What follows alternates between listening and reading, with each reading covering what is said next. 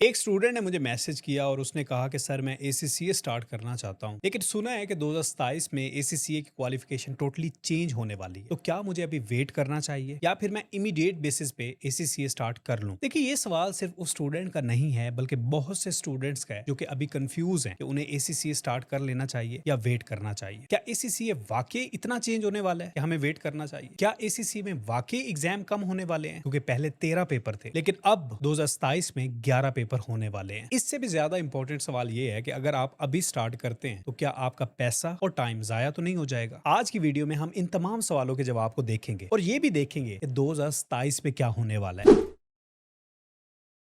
देखिए, एसीसीए इस टाइम दुनिया की फेमस अकाउंटिंग क्वालिफिकेशन है। एसीसीए ग्लोबल 2025 की रिपोर्ट के मुताबिक इस time ACCA members 180 plus countries में काम कर रहे हैं। रिसेंटली एसीसीए बॉडी ने अनाउंस किया कि 2027 में वो एसीसीए की क्वालिफिकेशन को मॉडर्नाइज करने जा रहे हैं। इस मॉडर्नाइजेशन का जो टोटल फोकस होना है वो होना है artificial intelligence, data analytics, sustainability reporting और एम्प्लॉयबिलिटी स्किल। और इससे भी बड़ी बात कि 2027 से 13 एग्जाम नहीं होंगे बल्कि 11 एग्जाम्स होंगे। तो इस सारे रोड मैप को समझने से पहले अभी हम देख लेते हैं कि करंटली मार्केट में क्या चल रहा है, कितने एग्जाम है और अगर आप आज स्टार्ट करते हैं तो कौन कौन से एग्जाम आपको देने पड़ेंगे। देखिए, अगर आप आज एसीसीए स्टार्ट करते हैं आफ्टर इंटरमीडिएट या ए लेवल्स तो आपको 3 नॉलेज लेवल पेपर्स देने पड़ेंगे, जिसमें पहला है बिजनेस एंड टेक्नोलॉजी, दूसरा है मैनेजमेंट अकाउंटिंग और तीसरा है फाइनेंशियल रिपोर्टिंग। 2026 में अगर आप अभी एसीसीए स्टार्ट करते हैं तो आपको ये 3 पेपर लेवल 1 में देने पड़ेंगे, जिसे कहते हैं नॉलेज लेवल। ये 3 पेपर आप कभी भी दे सकते हैं, जब भी आपकी तैयारी कंप्लीट